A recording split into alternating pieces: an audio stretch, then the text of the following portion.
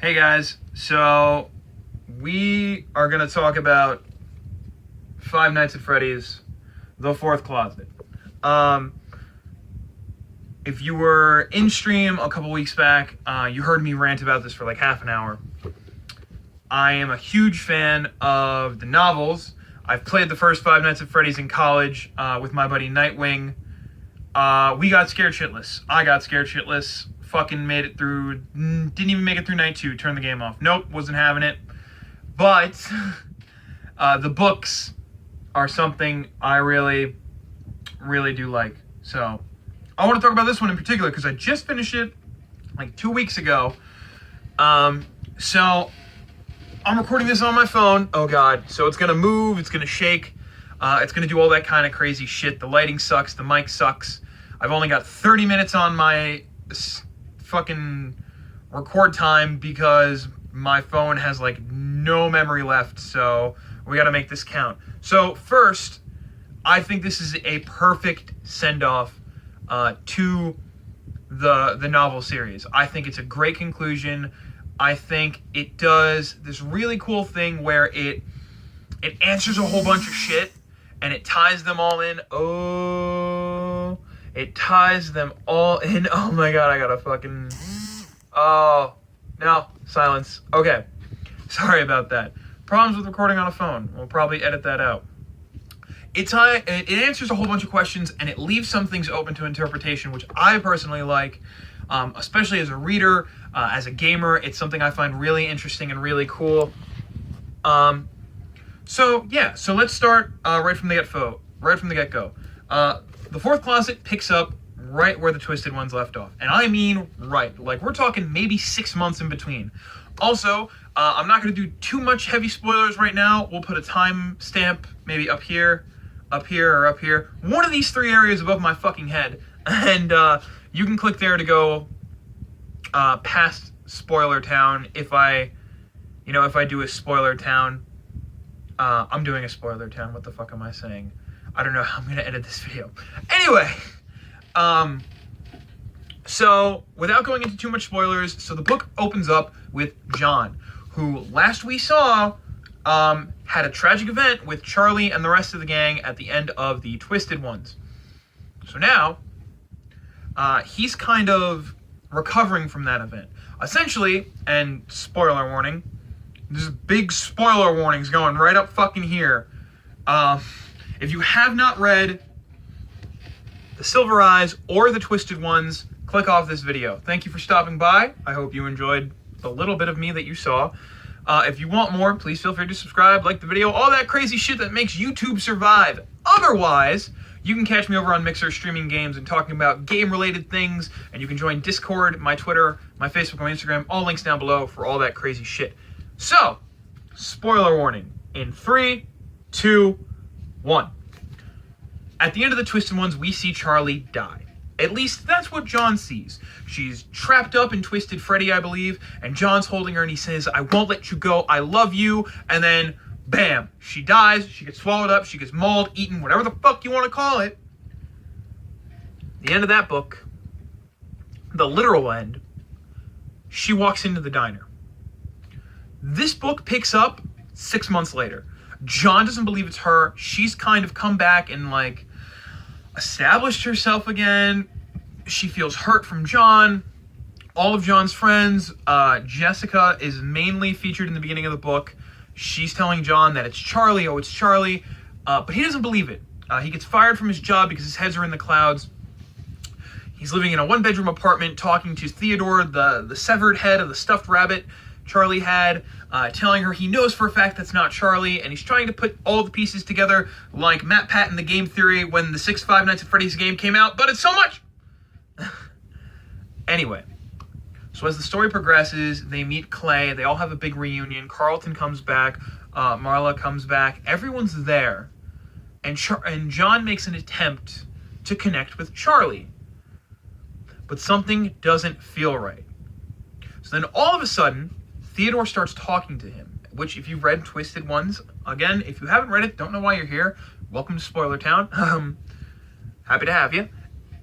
Theodore starts talking. The disc in Theodore starts muttering words. And now, if you read the Twisted Ones, that's something Charlie was working on, is she was making animatronics that could communicate with one another. So Theodore is talking about a town, a Silver Star, I believe it is. I don't know the exact page, and I'm gonna be honest, I'm just flipping through this book. I'm not gonna find it. I believe it's Silver Star, or something along the lines. You can correct me in the comments below. But that is a neighboring town that's been abandoned for years, and it was very popular in years prior for silver mining. So John and Jessica decide to head over there, and who do they find but Charlie's Aunt Jen? Now, meanwhile, before all this happens, a new restaurant opens up in the town of Hurricane called Circus Baby's Pizza. And if you're fans of a franchise, you'll know that that is sister location. That's where Baby, Ballora, the Funtime animatronics, and Ennard all stem from. And also, speaking of Funtime Freddy, he's right fucking there. Yes, Funtime Freddy is the cover animatronic for this book, which can lead a hint to it.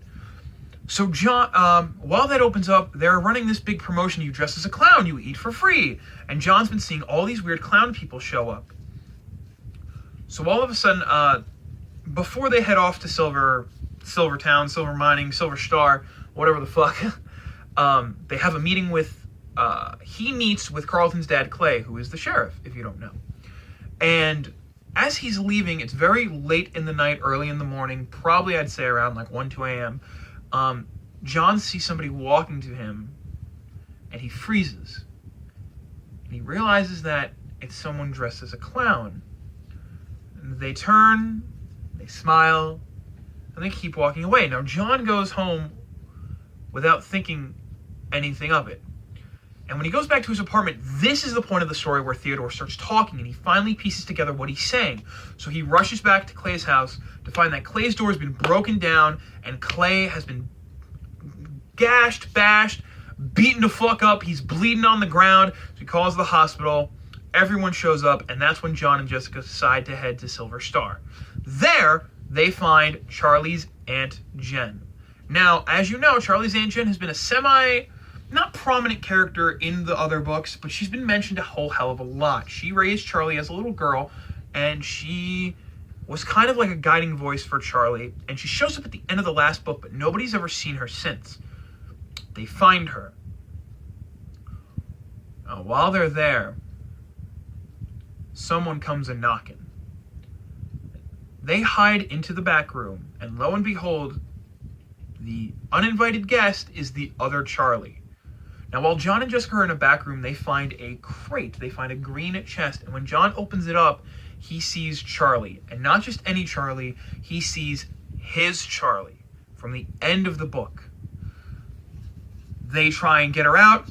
Fake Charlie kills Aunt Jen. John and Jessica escape, and they get back to John's apartment, where John hides Charlie. They inform Marla and Carlton, and now it's a whole string of fucking shit. Charlie's been unconscious essentially for 6 months, as far as we know, because that's how long it's been since the Twisted Ones took place, which is right there. So, they're trying to wake her up, and John's constantly talking to her, and she can hear his voice, and she's trying to come back to him. She's trying to be pulled towards him. Now, what happens next is, through a series of events, they all realize that the real Charlie's fake. And so they wake up, Charlie wakes up, and they all start piecing things together. Now, at this point, you also find out that there are missing children. 5 children have gone missing since the arrival of Circus Babies. And slowly but surely, as the story is progressing, they are trying to keep Charlie safe from fake Charlie, from murderous Charlie, because they know that for whatever reason, this imposter is trying to kill Charlie. Why else would she drive out to see Aunt Jen unless she thought Charlie was there? Why would she go to Clay unless she thought Charlie was there? So John and I believe Marla, no, it's Jessica. I forget. It's been a couple of weeks, so it's not all fresh in my head. But John and another character head over to the library, and they start using, newspaper clippings to like read things and pick up on things. And along the way, John has to stop at Clay's house because Clay informed him that it has to have a maximum range. Now, John, at that point, was given an envelope full of pictures of him and the imposter Charlie. And he thought someone was hunting them for a specific reason. Lo and behold, he finds out that it's Clay. Clay's been watching John. Clay was watching John because Clay knew something wasn't right. So when John goes back to his house, lo and behold, he finds, I believe the doll's name is Eleanor, Charlie's doll from when she was a kid, right? But he also finds these little discs, which were from the Twisted Ones. And what they do is they make an animatronic appear to be human and lifelike when they're turned on.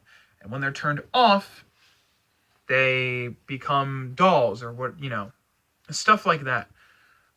So they realize the imposter Charlie is using this technology. So now that Charlie's awake, and now that they know that imposter Charlie is an animatronic, what happens is a whole mess of fucking shit, right?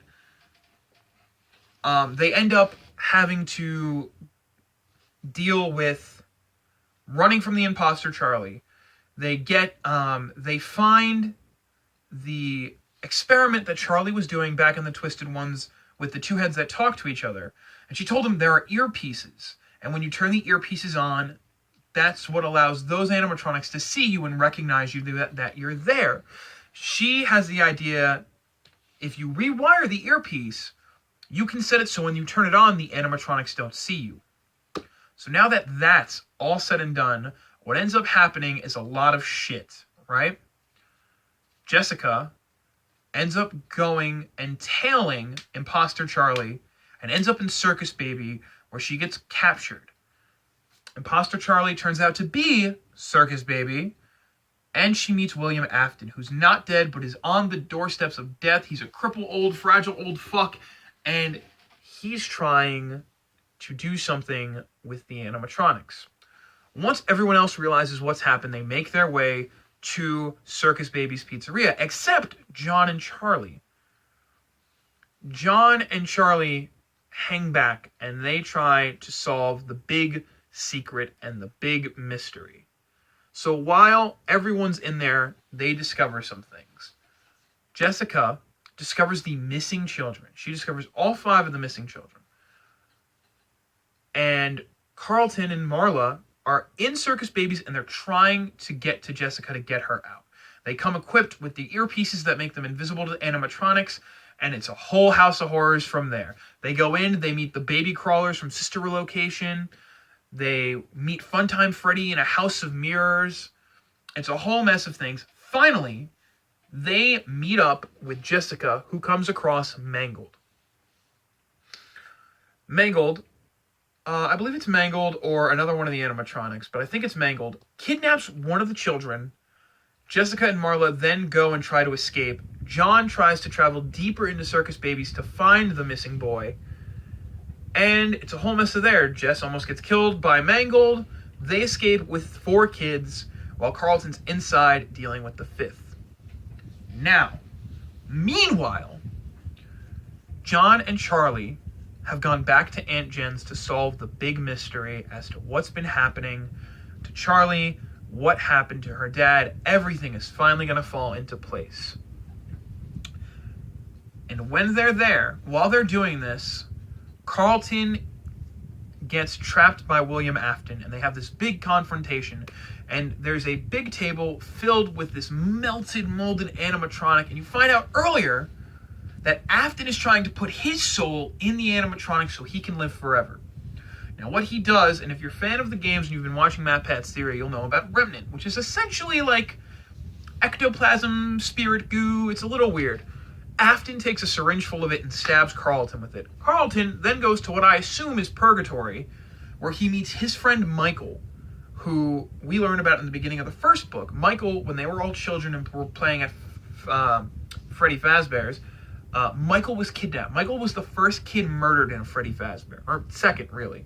We'll get into that later. And Carlton can see him, and he says to Carlton, I have to put them back together. And he sees all the other children that have been killed over the years. Now, they're all trying to go to Bonnie, because they say he's his friend, and Carlton is slowly convincing them one by one that Bonnie is evil, and Bonnie's the reason they're dead. Now, while all this is happening, while Carlton's in another fucking plane of existence, Charlie and John find out the truth.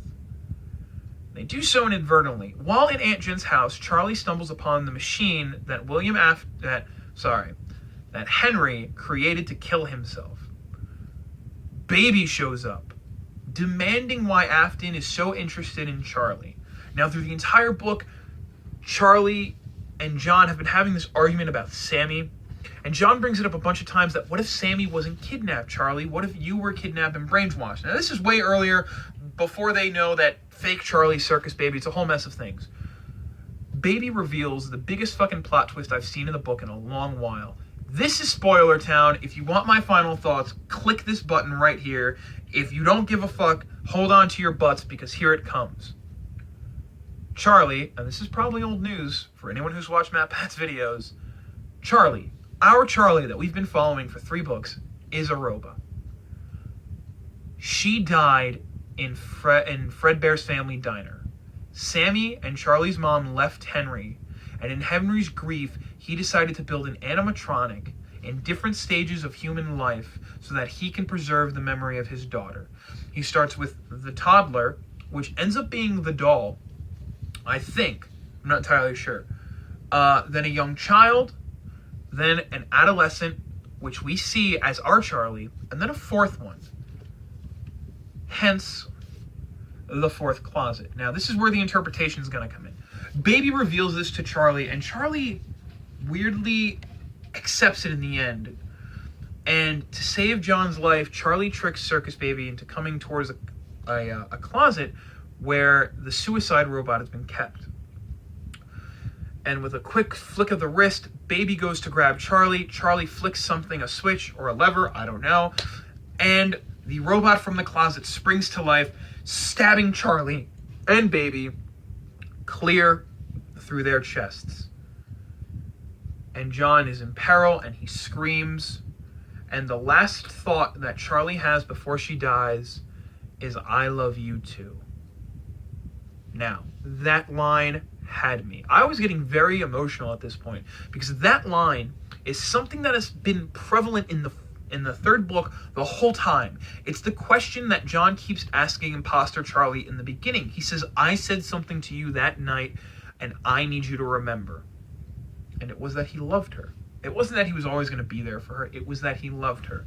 And in Charlie's last act of heroism, she could not reciprocate the words. And it's heartbreaking.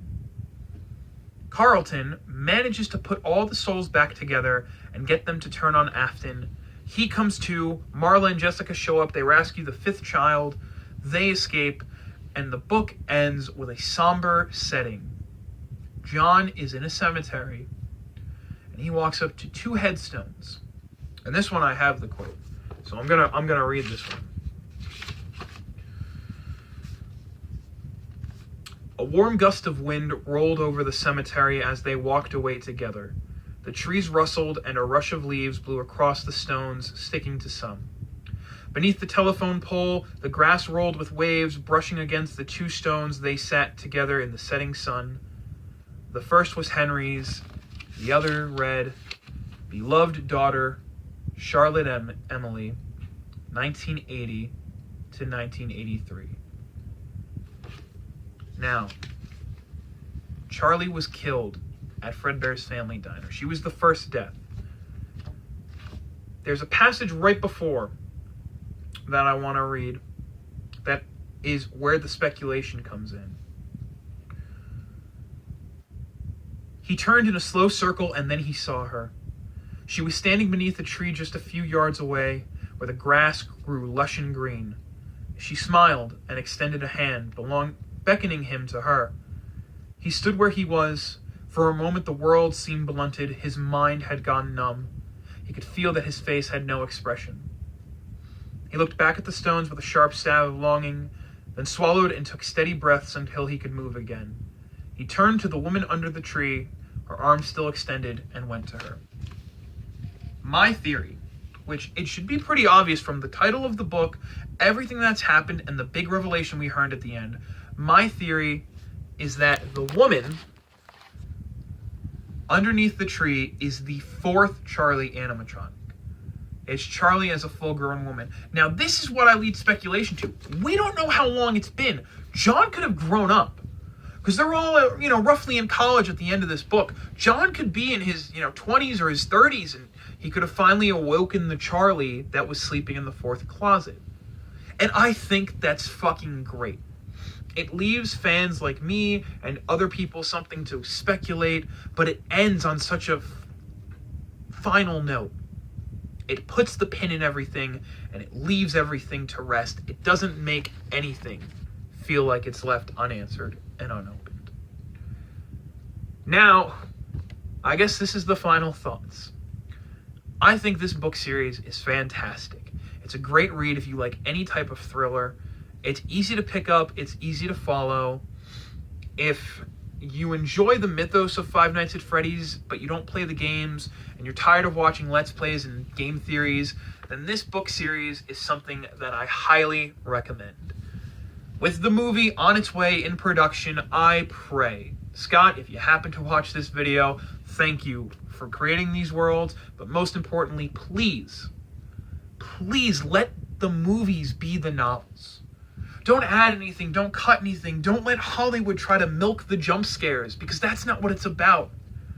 The games, yeah, jump scare the fuck out of us. But some of us, sometimes I think most of us, really like the lore, and like the story. You and Kira have crafted a wonderful world for our minds to play in.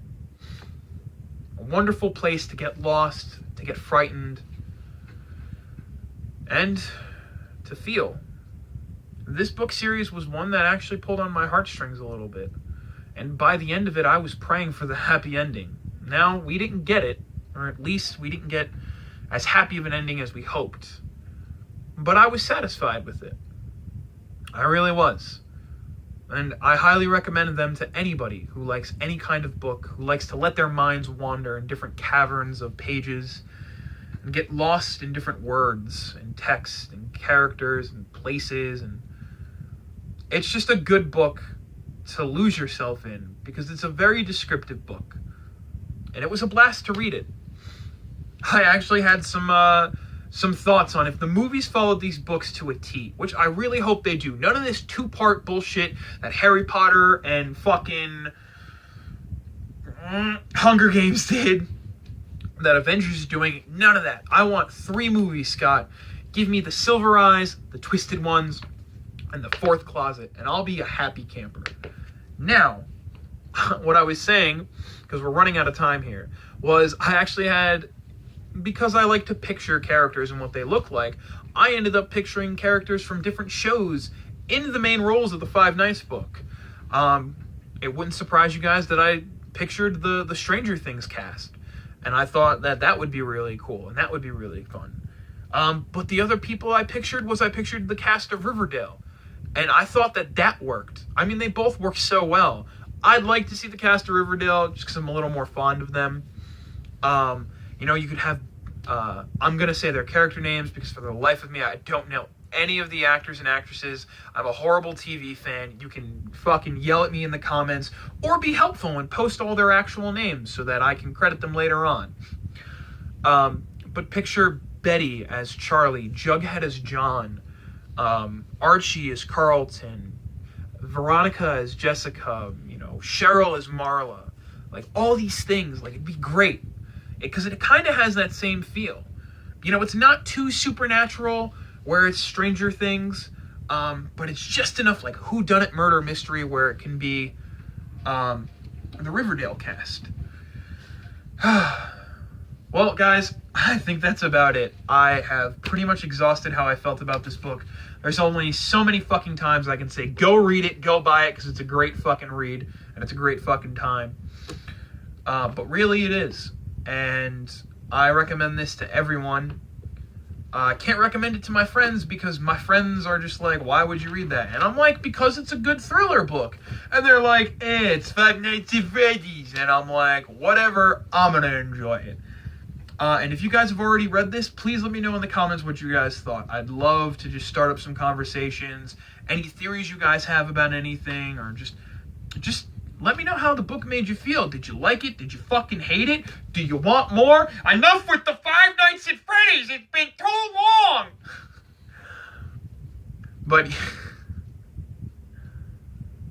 But yeah, that's all the time I have for tonight, guys. I hope you enjoyed this video. If you did, please feel free to subscribe. I hope to do more videos like this in the near future whenever I read something or see movies.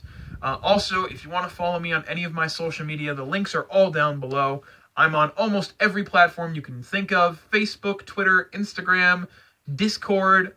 I stream over on Mixer. We've been playing a lot of Destiny 2 lately with the new expansion coming out, but later in the fall we'll have Fallout 76, and in January we'll be streaming nothing but Kingdom Hearts 3, and I'm really excited. It's my favorite fucking game franchise of all time. But stop by any one of those places and come say hey, or come say hey in the comments. And until next time, guys, I'll see ya. Take care.